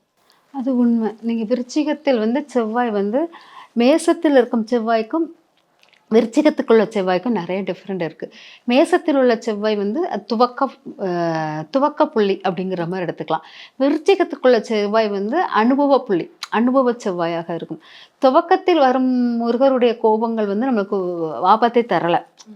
துவக்கத்தில் வரும் கோபம் வந்து அம்மாவுடன் கோபத்துட்டு பழனி மலையில் இருந்தார், திரும்ப ராஜ அலங்கார முருகராக வெளிவந்தார் அப்படிங்கிறது இருக்கும். ஆனால் இந்த இடத்தில் வந்து விருச்சிகத்தில் இருக்கும் செவ்வாய் வந்து பார்த்திங்கன்னா அந்த தன்மையில் கோபம், அதாவது தேவர்களை காக்கக்கூடியது, அது ரொம்ப கோபத்தின் உச்சத்தில் வந்து உக்கரமான ஒரு இடத்துல வந்து உட்கார்ந்த மாதிரி இருப்பார். அதை தான் நம்ம பாதாள செம்பு முருகர் வழிபாடு பண்ணுறது அந்த மாதிரிலாம் பண்ணுவோம். இந்த செவ்வாய் வந்து என்னென்னா நிறைய தியாகம் பண்ணிக்கிட்டே இருப்பாங்க. இந்த செவ்வாய் வந்து விருச்சிகத்தில் இருக்கிறவங்க ரொம்ப மற்றவங்களுக்காக விட்டு கொடுத்து, நான் இவ்வளோ விட்டு கொடுத்தேன், யாரும் என்னை கண்டுக்கலை அப்படிங்கிற ஒரு தாட்டும் இருக்கும். இவங்க விட்டு கொடுத்துறது, சாக்ரிஃபைஸ் பண்ணுறது விஷயம் வந்து ஒரு மனநிலை வீக்காக இருக்கும். நான் விட்டு கொடுத்தேன், அந்த விட்டு கொடுத்தது வந்து எல்லாருமே என்னை தப்பாக என்னை யூஸ் பண்ணிக்கிட்டாங்க அப்படிங்கிற தன்மை அதிகமாக இருக்கும். இந்த விருச்சிகத்தில் உள்ள செவ்வாய் வந்து ஷார்ப்பான ஒரு நாக்கு, அப்படி குறி, அப்படி வாழைப்பழத்தில் ஊசி ஏற்றுனா எப்படி இருக்குமோ அந்த மாதிரி ஷார்ப்பான நாக்கு இது ஊசி வச்சுருப்பாங்க. ஆமாம், வெட்டிட்டு போய்கிட்டு இருப்பாங்கன்னா அவங்க குத்துறது வந்து வலிக்காத மாதிரி இருக்கும். ஆனால் வலி பயங்கரமாக இருக்கும். குத்தும் போது வலிக்காது. பின்னால் யோசிச்சோம், ஓ இவ்வளோ குத்திருக்காளா அப்படிங்கிற மாதிரி வலிக்கும். அவ்வளோ ஷார்ப்பான ஒரு இதாக உள்ளவங்க. வார்த்தையால் கொய்வார்கள் அப்படிங்கிறது. இவங்களுக்கு வந்து திருமண வாழ்க்கையில் வந்து நிறைய சிக்கல்கள் இருக்கும். இவங்க வந்து கணவனோ அல்லது மனைவியோ அந்த உடல் ரீதியான இது வந்து ரொம்ப எமோஷ்னலாக அஃபெக்ட் ஆவாங்க. அது மட்டும் இல்லாமல் இவங்களுக்குள்ளது வந்து என்னென்னா விட்டு கொடுத்துட்டு அந்த இடத்துல வந்து இவங்க அவமானப்படுவாங்க. நிறைய விட்டு கொடுப்பாங்க. விட்டு கொடுத்த விஷயமே தெரியாத அளவுக்கு அந்த யாருக்காக விட்டு கொடுத்தோமோ அவங்க வந்து அதை புரிஞ்சிக்கவே மாட்டாங்க. அவங்களாலே இவங்க அவமானப்படுவாங்க. இது வந்து அவங்களுக்கு வந்து சூசைட் தாட் அதிகமாக உருவாக்கக்கூடியதாக இருக்கும். நான் இது பண்ணிடலாம், ரகசியத்தை ரகசியத்துக்குரியவர்களாக இருப்பார்கள் அப்படிங்கிறதும் எடுத்துக்கலாம். ரொம்ப ரகசியத்தை பொத்தி வச்சுருப்பாங்க. இது ஏன்னா இந்த ராசியில் வந்து சனி வந்து அனுச நட்சத்திரம் சனிக்குள்ளது. அதுக்கப்புறம் பார்த்தீங்கன்னா இங்கே சனி இருக்கும். மேச ராசியில் சனி நீச்சம். சனியும் செவ்வாய் நேர் எதிர் பகையாக இருக்கும். மேச ராசியில் நீச்சமாக இருக்குன்னா சனியுடைய வேலைப்பாடுகள் குறைவாக இருக்குது. இங்கே வந்து விருச்சிக ராசி சனி வந்து நட்சத்திரம் அனுசம் உட்கார்ந்துருக்கனால இங்கே வந்து இவங்க வந்து எல்லாத்தையும் தாங்கக்கூடியதாக கௌரவம் அந்தஸ்துங்க விஷயங்களை இவங்க தலையில இவங்களா கெட்டு போகும். அந்த மாதிரி தன்மை கூட இவங்களே வந்து கௌரவம் அந்த அந்த reputation இதெல்லாம் வந்து நினைச்சுக்குவாங்க. ஆனா இவங்களாலதான் நிறைய குடும்பத்துக்கு கெட்டு போகும். ஆனா அது அவங்க அவங்க அறியாம பண்றது இவங்க தெரிஞ்சு பண்ண மாட்டாங்க. இவங்க நினைச்சுக்கிறாங்க என் கௌரவம் என்ன ஆகுதுன்னு சொல்லிட்டு தன்னை மட்டும் நினைச்சிட்டு குடும்பத்துடைய கௌரவத்தை மட்டும் யோசிக்காம விட்டுருவாங்க. நான் இப்படி இருக்கணுமே, நான் அப்படி இருக்கணும்னு நினைச்சிட்டு அவங்களோட செல்ஃபிஸ் உடைய கௌரவத்தை யோசிச்சு குடும்பம் மொத்தம் இதோடைய கௌரவம் இழந்து போகும். அந்த தன்மை இந்த செவ்வாய் வந்து விருச்சிகத்துல இருக்கும்போது ஏற்படும். இப்போ அதே செவ்வாய்க்கு வந்து சனி பார்வையும் கிடைச்சிருச்சு அப்படின்னா அப்போ அந்த ஜாதகர் எந்த அளவு கஷ்டப்படுவாரு? சூசைட் தாட் அதிகமாக வரும். ஆக்சிடென்ட்கள் வரும். சனியுடன் ராகு சேர்ந்திருந்தா ஆக்சிடென்ட், திடீர் மரணம் போல் தோன்றும், அந்த மாதிரிலாம் ஏற்படும். அப்புறம் கோர்ட்டு வழக்குகளில் சந்திக்க நேரிடும், அந்த மாதிரிலாம் வருவாங்க. ஏன்னா இது நிறைய இப்போ சமீப நாட்கள் அந்த செவ்வாயோட அமைப்புல வந்து இது நான் பார்த்து கூட்டு படிச்சுட்டு மரண தோஷமும் ஏற்படும். சனி செவ்வாய் ராகு இது சேர்ந்தா கூட்டம். இப்போ ஒரு பஸ்ல போகிற மொத்தமாக ஃப்ளைட்ல மொத்தம் ஆக்சிடென்ட் அதெல்லாம் உள்ளவங்களுக்கு இந்த சேர்க்கை இருக்கும். இப்போ விருச்சிகம் வந்து நீங்க ஒரு இருண்ட வீடு இதை பத்தி நம்ம பேசணும். விருச்சிகத்துல நிறைய கிரகங்கள் இருக்கு அப்படின்னு வச்சுக்குவோம். செவ்வாய்க்கு பகையான இப்போ புதனுமே பகைதான். இப்போ அது ஒரு அவருக்கு பகையான பிளானட்ஸ் அதுல இருக்காங்கன்னா அந்த ஜாதகர் என்ன மாதிரி கஷ்டப்படுத்தும்? இப்போ அதாவது விருச்சிகம் வீடு 8ஆம் வீடு காலபுருஷன். செவ்வாய்க்கு பகையான வீடு, பகையான கிரகம் வந்து புதன் சனி. இது எல்லாமே பார்த்தீங்கன்னா இந்த புதன் சனி பகையான 2 நட்சத்திரங்களும் செவ்வாய் வீட்டில் அனுசம் உட்கார்ந்துருக்கும். அதனால இது வந்து அவ்வளோ புதனையும் சனியும் உட்கார வச்சா அவ்வளவு ஃபுல் நெகட்டிவாக கொடுக்காது. ஆனால் செவ்வாய் தான் வீட்டில் இருக்கிறது நெகட்டிவாக கொடுக்குற அளவுக்கு புதனோ சனியோ உட்காரும் போது அவ்வளோ பெரிய நெகட்டிவாக கொடுக்காது. ஆனால் இங்கே வந்து சந்திரன் உட்காரும் போது நெகட்டிவ் ஆகுது. சூரியன் உட்கார்ந்தா ஓகேவாகும். சூரியன் கூட ஓகேவாகும். சந்திரன் உட்கார்ந்தால் நெகட்டிவ் ஆகும். சுக்கிரன் உட்கார்ந்தால் கூட உங்களுக்கு ஓகே. ஏன்னா புதனுக்கும் சனிக்கும் சுக்கிரன் நட்பாக இருப்பதனால அது ஓகேவாகுது. இப்போ வந்து இந்த செவ்வாய் தன் வீட்டில் தானே பகையாக இருக்கிறது. ஆனால் மற்றவங்க வந்து அது வந்து ஒன்றும் செய்ய மாட்டேங்குது. அப்போ இப்போ செவ்வாய் வீட்டில் புதன் வந்து உட்கார்ந்துருச்சுன்னு வச்சுக்கோங்க. இளமை காலத்தில் நிறைய விஷயங்களை இழந்திருப்பார்கள். இளமை வாழ்க்கையை வாழ்ந்திருக்க மாட்டாங்க அப்படிங்கிற மாதிரி இருக்கும். அதுக்கப்புறம் இளமை காலத்தில் வந்து ஒரு சின்ன ஒரு தன் கூட படிக்கிற பையனுக்கே நான் உனக்காக இது விட்டு கொடுக்குறேன்டா அப்படின்னு சொல்லிட்டு இத்தனையோட பையனுக்கு இவ்வளோ விட்டு கொடுக்குற மனப்பான்மை. ஆனால் வளர்ந்த பிறகு அது இருக்காது. சின்ன வயசுல இவ்வளோ விட்டு கொடுத்தியே அப்படிங்கிற மாதிரி தான் தோணும். அதே மாதிரி இளமை காலத்து டீச்சருங்க, அவங்க வாத்தியாருங்க வந்து அவங்கள இன்சல்ட் பண்ணிக்கிட்டே இருப்பாங்க. ஒரு முழுமையான இவங்களுடைய அறிவை வந்து புரிதல் இல்லாமலே இது பண்ணியிருப்பாங்க. இளமை காலம்னா ஸ்கூல் படிக்கிற அந்த காலேஜ் கிடையாது, ஸ்கூல் லைஃப்பில் வந்து அந்த இது இருக்கும். அதாவது ஒரு ஏஜ் அட்டன் பண்ண 12 வயசுக்குள் உள்ள விஷயங்கள் தான் அது வந்து. அந்த விஷயத்தில் வந்து அவங்க வந்து எஃபெக்ட் ஆகிருக்கும். அந்த குழந்தை வந்து இளமை காலத்தை தோற்கடிக்கிற மாதிரி இருக்கும். அதுக்கு சின்ன வயசில் ரொம்ப மெச்சூரிட்டியான பேச்சு பேசுவாங்க. இது இப்படி இருந்தால் நல்லாயிருக்கும், அப்படி இருந்தால் நல்லாயிருக்கும்னு சொல்லிட்டு ஒரு மெச்சூரிட்டியான பேச்சுக்கள்லாம் இருக்கும் அப்படிங்கிறது இருக்கும். அதனால் இது என்னென்னா ரொம்ப நெகட்டிவான விஷயம் வந்து நீங்கள் செவ்வாய் இருக்கும்போது உள்ள நெகட்டிவ் வந்து சனியோ புதனோ இருக்கும்போது இல்லை. கொஞ்சம் இந்த அவமானங்கள் படிக்க சமயத்தில் இதாகுது, இந்த மாதிரி விஷயங்கள் தான் அவங்களுக்கு வந்து வந்து போகுது வளைஞ்சு ஆக்சிடென்ட்டு சூசைடு அந்த மாதிரில பேச்சில் அடிக்கடி உஷ்ணம். எப்போ பேசினாலும் கத்திக்கிட்டு ஒரு சின்ன விஷயம்னாலும் ஷார்ட் டெம்பர் மாதிரி வந்துடும். அந்த புதன் இருந்தால் சின்ன ஒரு இது இப்படி எடுத்தோன்னா இது நான் தான் செய்யணுமா அப்படி சொல்லிட்டு போயிடுறாங்க. ஆமாம், காரசாரமா டக்கு டக்குன்னு பேசிட்டு போயிடுவாங்க. மனசுக்குள்ள ஒன்றும் இல்லாமல் அப்படியே டக்கு டக்குன்னு பேசிட்டு போவாங்க. அந்த மாதிரி தன்மை புதன் அங்கே இருந்தால் ஏற்படும். அதுக்கு படிக்கிற விஷயத்தில் அவ்வளோ ஆர்வம் இல்லாத மாதிரி. ஏன்னா சின்ன வயசுலேயே டீச்சருங்க எது இருக்கிறனால படிக்கிற விஷயத்தில் அவ்வளோ ஆர்வம் ரொம்ப ஃபோக்கஸ் பண்ணி படிக்க முடியாது அப்படிங்கிற மாதிரி இருக்கும். அதனால் அந்த இடத்துல செவ்வாய் புதன் இருக்கிறதுக்கு ஒரு % கொஞ்சம் நல்லது இருக்குதுன்னா அங்கே கேட்டே இருக்கிறதுனால கொஞ்சம் ஓகேவாக இருக்கும். இப்போ மேஷத்துல இருக்கிற செவ்வாய்க்கும் மகரத்துல இருக்கிற செவ்வாய்க்கும் இவ்வளோ எஃபெக்ட்ஸ் இருக்காது, நெகட்டிவ் எஃபெக்ட்ஸ் இருக்காதுன்ற மாதிரி நம்ம புரிஞ்சுக்கலாமா? ஆமாம். மேசத்தில் இருக்கிற செவ்வாய் வந்து நான் சொல்லிட்டேன் சனியுடைய பங்கு. இவங்க வந்து லீடர்ஷிப் குவாலிட்டி அதிகமாக இருக்கும். தான் சொல்கிறத கேட்கணும். ஒரு ஆணாக இருந்தாலும் பெண்ணாக இருந்தாலும் தன்னுடைய பிடிவாதத்தை விட்டு கொடுக்க மாட்டாங்க. நான் இப்படி தான்டா இருப்பேன், இப்படி தான் இருப்பேன் அப்படிங்கிற ஒரு தன்னுடைய தன்மையை வந்து விட்டு கொடுத்ததே கிடையாது. அது வந்து நல்லது தான். யாரையும் அடிமைத்தனமாகவும் பார்க்க மாட்டாங்க. எனக்கு கீழே வேலை பாரு அப்படின்னு சொல்லிட்டு இதை செய்ய அதை செய்ய அந்த இதுவும் இருக்காது. அதே இது விருச்சிக இது மகரத்தில் உள்ள செவ்வாய் வந்து என்னென்னா தன் சொல்வது எல்லாமே சரி அப்படிங்கிறது. நான் பிடிச்ச மெழுக்கு நான் 3 கால் தான். நான் கரெக்டாக தான் சொன்னேன், நீங்கள் எல்லாரும் தப்பாக சொன்னீங்க, நான் கரெக்டாக தான் சொன்னேன் அப்படிம்பாங்க. யாருக்குமே அறிவு இல்லை, ஏன் ஒருத்திக்கு தான் அறிவு இருக்குது அப்படிங்கிற மாதிரி தாட் வந்து மகரத்தில் இருக்கும் செவ்வாய்க்கு இருக்கும். அதனால் தன்னுடைய செயல்கள் எல்லாருக்கும் ரைட் ரைட் ரைட் ரைட்னு போட்டுக்கிட்டு இருக்கிறவங்க மகர செவ்வாய். அதெல்லாம் எல்லாமே சரி, எல்லாம் ரைட் அப்படிங்கிற மாதிரி எடுத்துகிட்டு வர மகர செவ்வாய் வந்து என்னென்னா எல்லாரையும் முட்டாளாக பார்த்து தன்னை அறிவாளாக பார்க்கக்கூடிய ஒரே இது அவங்க. பயங்கர குழப்பவாதியாக இருப்பாங்க. சரி சார் நான் மட்டும்தான் சரிங்க, நான் சொல்கிறத கேளுங்க அப்படின்னு சொல்லிட்டு அவங்களுக்கு வந்து பிஸ்னஸ் மைண்டட்லேருந்து எல்லாமே ஒரு தைரியமாக எல்லாத்தையும் ஃபேஸ் பண்ணுவாங்க. அதே மாதிரி தன்னுடைய கௌரவத்தில் சிறு குறைபாடு வந்தாலும் கோபம் உச்சத்துக்கு போவாங்க. நான் இப்படி தான் அப்படின்னு சொல்லிட்டு அந்த இதை வந்து நிலைப்பாட்டிலேருந்து மாற மாட்டாங்க. அதனால் ஒவ்வொருத்தருடைய நிலைப்பாடுகள் அங்கே மாறப்படுது. மேச செல்வாயுடைய நிலைப்பாடு வந்து என்னென்னா பிடிவாதம், தப்போ ரைட்டோ குழந்தைத்தனமான பிடிவாதம் ஜாஸ்தியாக இருக்கும். விருச்சிகத்தில் உள்ள செவ்வாய் வந்து என்னென்னா ரகசியங்களில் வந்து கரெக்டாக ஒத்தி வச்சுக்கிட்டு அந்த ரகசியங்கள் தனக்கு தெரியும், ஆனாலும் அதை வந்து இது பண்ணுவாங்க. தப்பே பண்ணலை ரைட்டு, ஆனால் அங்கே ரகசியங்கள் தப்பு தான், ஆனால் அந்த ரகசியத்தை பேணி வச்சுக்கிட்டு அது தப்பே கிடையாது அப்படின்னு சொல்லிட்டு அப்படி அந்த ஒரு பிடிவாதத்தோடு இருப்பாங்க. இந்த செவ்வாய் வந்து என்னென்னா மகர செவ்வாய் வந்து கௌரவம், என்னுடைய கௌரவத்தை பாதிக்கிற எந்த விஷயத்தை நான் எக்காத்து கொண்டு இறங்கி செய்ய மாட்டேன் அப்படிங்கிறது. ஆனால் அப்படி சொல்லிக்கிட்டு இருக்கிறவங்க தன் வேலைக்காக தன்னை இறக்கி கொண்டு செய்வாங்க. ஒரு காரியம் நடக்கணும், இந்த இடத்துல போனால் இவ்வளோ சக்ஸஸ் ஆகணும்னா நான் இதெல்லாம் பண்ணிடுவேன், இதெல்லாம் ஒரு பிரச்சனையும் இல்லைன்னு சொல்லிட்டு இறங்கி பண்ணுவாங்க. பண்ணிட்டு அவங்க இடத்துல போய் நின்றுக்கிட்டு என் கௌரவம் என்ன ஆகுறது, நான் எப்படி இதாக இருக்கு அப்படின்னு போய் அங்கே போய் நின்றுக்கிட்டு பேசுவாங்க.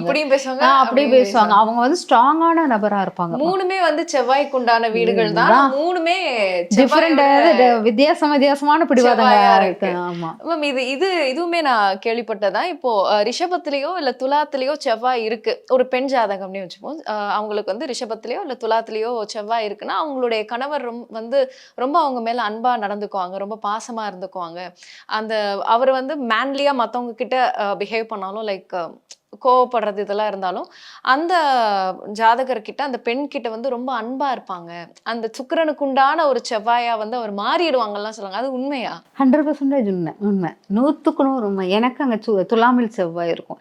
என் கணவர் என்கிட்ட அவ்வளோ அன்பாக இருப்பாங்க. வெளியில் வந்து அவர் புலி மாதிரி சொல்லுவாங்க, வீட்டுக்குள் வந்து என் மேலே அவ்வளோ பாசமாக இருப்பாங்க. அந்த வந்து 100% உண்மை.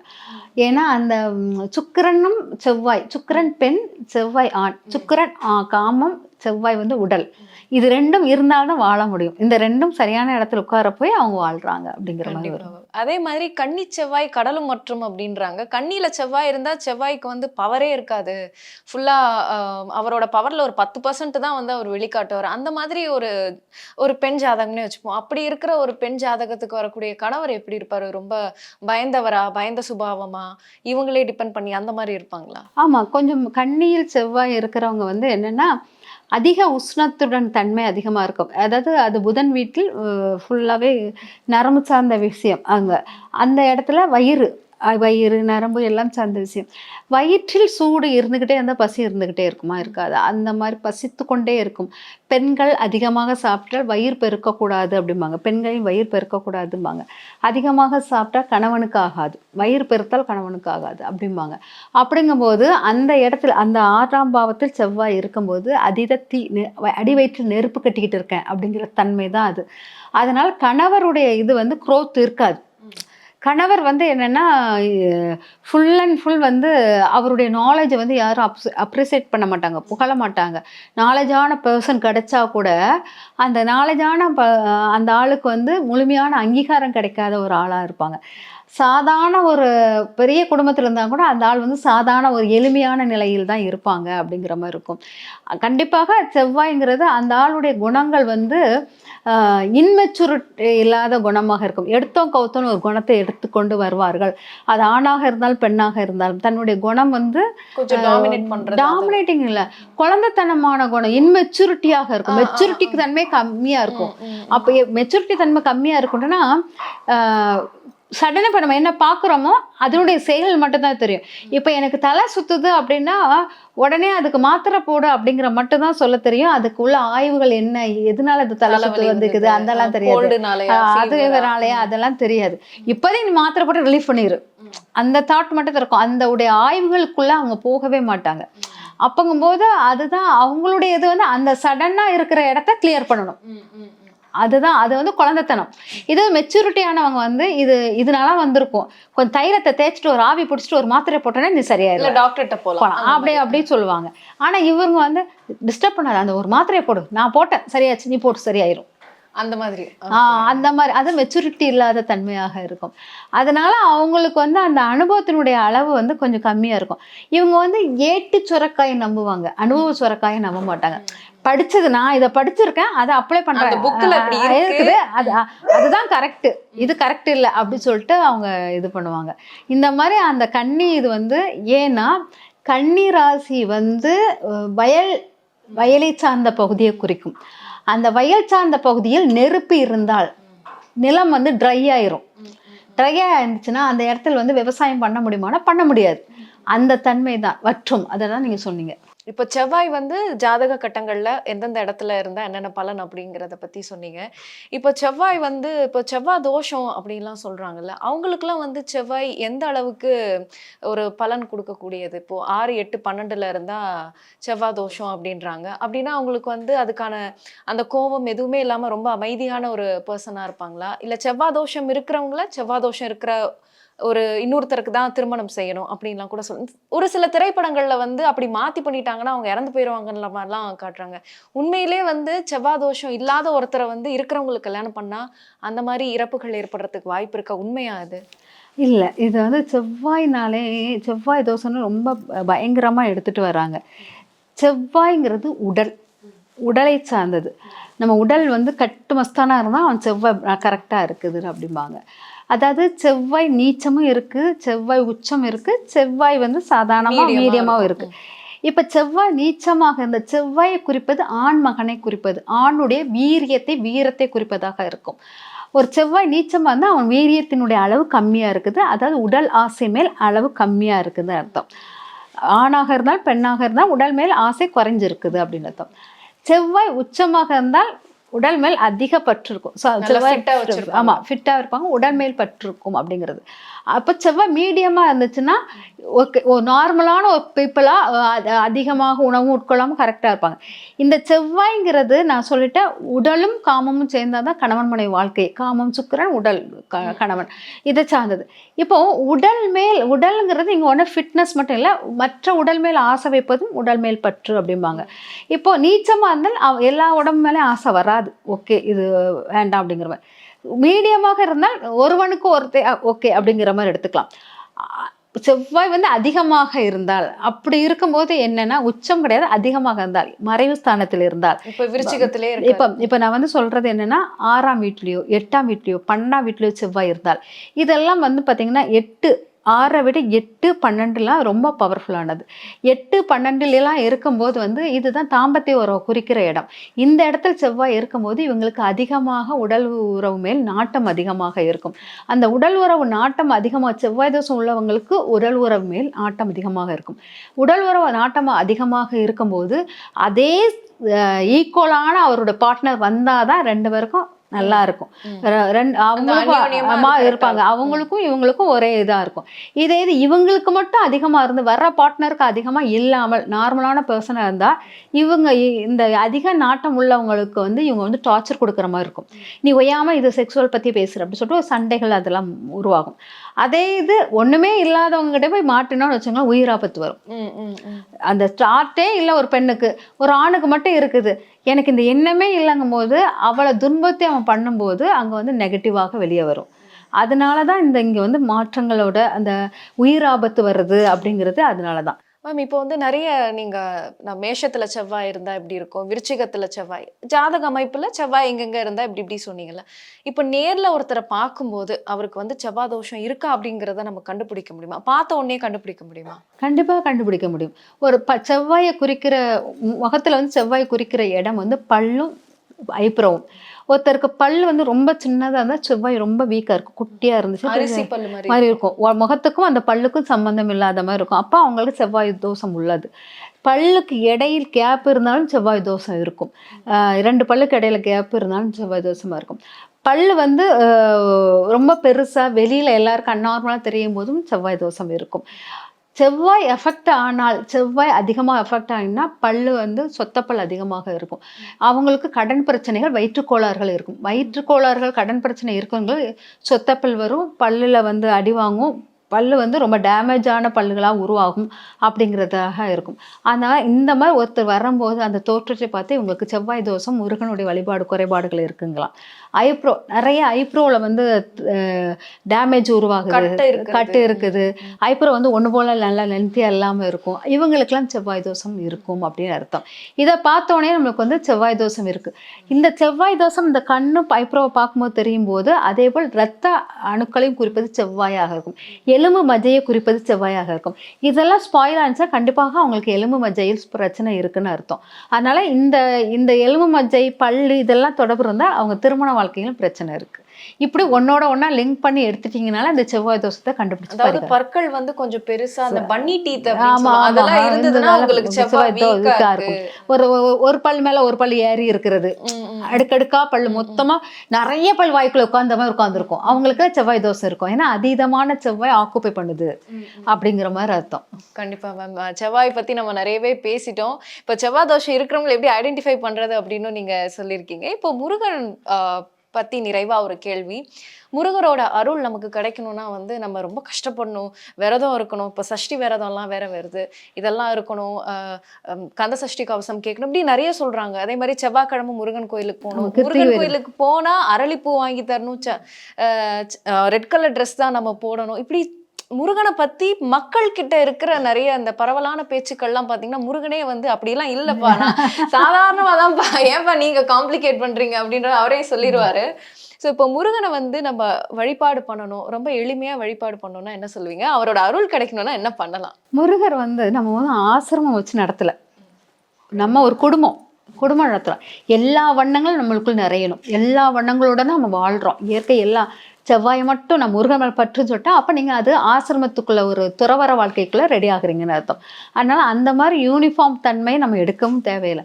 அது முருகர் வந்து நம்மளே பிறப்பே முருகர் அம்சத்துக்குள் தமிழ்நாட்டில் இருந்தாலே நீ முருகர் அம்சத்துக்குரியவர் தான். அதனால் அங்கே வந்து பிறப்பின் விஷயமே முருகருடைய ஆசைகளுக்குரியவர் அப்படிங்கிறது தான். அதனால் அந்த தன்மை இருக்கும்போது நீங்கள் இத்தனை விரதங்கள் நான்லாம் ஒன்றுமே கிடையாதுங்க, நான் கிருத்திகை விரதம் இல்லை, சஷ்டி விரதம் இல்லை, ஆனால் முருகர் பாட்டு கேட்டால் லயிச்சிருவேன், அப்படி என்ன மறந்துடுவேன். கந்த சஷ்டி கவசம் வந்து இல்லாமல் இங்கே இருக்க முடியாது. அந்த மாதிரி ஒரு பாண்ட் ஒரு கிரியேட் பண்ணுறோம் இல்லையா, அது நம்மளுக்குள்ளே உருவாகக்கூடிய ஒரு விஷயம். யாருமே நம்மளை புகுத்துனது கிடையாது. எங்கள் அம்மா எனக்கு முருகர் பக்தியை புகுத்துனது கிடையாது, எங்கள் அப்பாவும் புகுத்துனது இல்லை. எனக்கு ஆட்டோமேட்டிக்காகவே விதி செயலாக வந்த விஷயம் இது. அப்போங்கும்போது இந்த விதி செயல் என்னுடைய குழந்தை பையன் ஆண் குழந்தை, அவன் முருகர் அம்சம் நினச்சிட்டு முருகர் ஃபோட்டோவை வச்சு பார்த்துக்கிட்டு இருந்தேன். அப்போங்கும்போது அதெல்லாம் நம்மளுடைய ஃபோட்டோவை பார்க்குறது, அது அன்பின் வெளிப்பாடு, நம்ம செய்யக்கூடிய சிறு சிறு குறியீடுகள், அவ்வளோதான். இது வந்து மற்றவங்க வந்து தெய்வத்தை வந்து வழிபடுவதற்கு இவ்வளவு தன்னை வந்து மெனக்கிட்டு எனக்கு இவ்வளோ கட்டுப்பாடு அப்படிலாம் இல்லவே கிடையாது. என்னுடைய தெய்வத்தை என் மனப்போக்கில் நான் எப்படி பார்க்குறேனோ அந்த பார்வையில் நான் எடுத்துக்கொண்டு வழிபடுவது தான் சிறப்பாக இருக்கும். வருத்திக்கணும்னு அவசியமே இல்லை. எந்த கடவுள் வருத்திக்கொள்ள, நான் இந்த உலகத்தை படைச்சு இதெல்லாம் உங்களை அணிவிக்க சொன்னா என் பேரை சொல்லி நீங்களே துன்புறுத்திக்கிட்டே இருந்தீங்கன்னா, நான் இவ்வளோ துன்பப்பட்டேன், இவ்வளோ கஷ்டப்பட்டேன், ஆனாலும் எனக்கு எதுவுமே நீ கொடுக்கலன்னு கேட்குறது அது நான் ஃபால்ட் கிடையவே கிடையாது. நீ எவ்வளோ எளிமையான வாழ்க்கையை வாழ்றியோ அவ்வளோத்துக்குள்ள உன்னோட நான் அங்கே சங்கமிப்பேன். அதனால ஒவ்வொருத்தரும் இந்த விரதங்கள் இருந்து வீட்டில் பற்றி அதெல்லாம் பார்த்தோன்னே பக்கத்து வீட்டுக்காங்க இவங்க வீட்டில் இவ்வளோ வாடை வருது, நம்ம வீட்டில் அடுத்தால செய்யுங்க அப்படின்னு சொல்லிட்டு இந்த காப்பி பேஸ்ட் தான் இங்கே நிறைய உருவாயிடுச்சு. ஆனால் முருகரை வந்து நம்ம சும்மா போனாலும் நம்மளுக்கு மெய்சிலிக்கக்கூடிய தன்மை கூடியவர் முருகர். சும்மா திருச்செந்தூர் போனாலே நான் கோயிலுக்கு போகிறேன், இப்போல்லாம் கோயிலுக்குள்ள கருவறையை பார்க்கவே முடியல. எனக்கு வந்து அந்த கருவறையை பார்க்கலாம் உன்னுடைய மண்ணில் மிதிச்சிட்டேன்.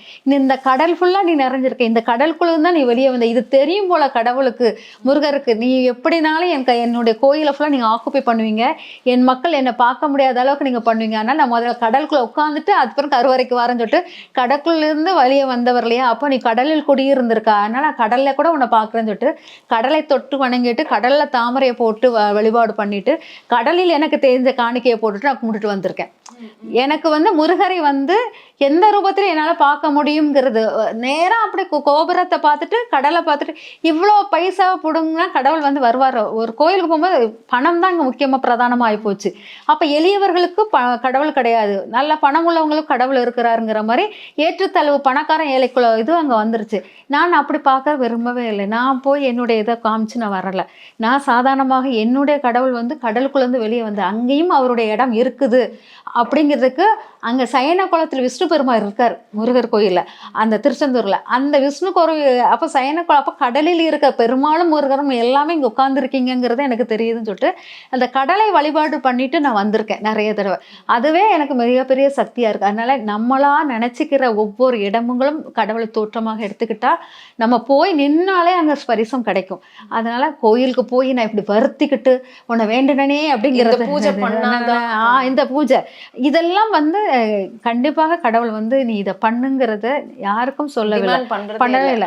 மட்டும் சாதாரண ஒரு சித்தர் மகான்களுக்கெல்லாம் இந்த இவ்வளோ பூஜைகள் அவங்க போவாங்க காட்டில் போய் 4 செடியை பூவை பறிப்பாங்க, பூஜை பண்ணுவாங்க, பழங்களை சாப்பிடுவாங்க, நிம்மதியாக தூங்குவாங்க, எல்லா ஜீவராசியும் நேசிப்பாங்க. அவர் சாதாரண சித்தர் மகான்களுடைய இது எளிய முறை வழிபாடுகள், அந்த எளிய வழிபாடுலேயே அவங்க இறைவனை பார்த்துருக்காங்க.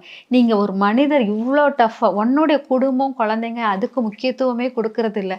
ஆனால் இறைவன் இறைவன் இறைவன் சொல்லிட்டு உடலையும் பொருளையும் எல்லாத்தையும் வருத்தி அங்கே ஒன்றும் கொடுக்கலன்னா அந்த இறைவனை நிந்திக்கிறது, இது எல்லாமே தவறான ஒரு போக்காக போய்கிட்டே இருக்கு. கடவுளுக்கு அன்பு மட்டும் போதும், வேற தேவையில்லை. இது மிக சரியான வார்த்தை. ரொம்ப நன்றி மேம். இவ்வளோ நேரம் வந்து முருகனை பற்றி நிறைய விஷயங்கள், தெரிஞ்ச விஷயம் தெரியாத விஷயம் பற்றி நிறைய சொன்னீங்க. கண்டிப்பாக மறுபடியும் நம்ம சந்திச்சு இன்னும் நிறைய விஷயங்கள் பேசலாம். உங்கள் நேரத்திற்கு நன்றி மேடம். நன்றி மேம். நன்றி.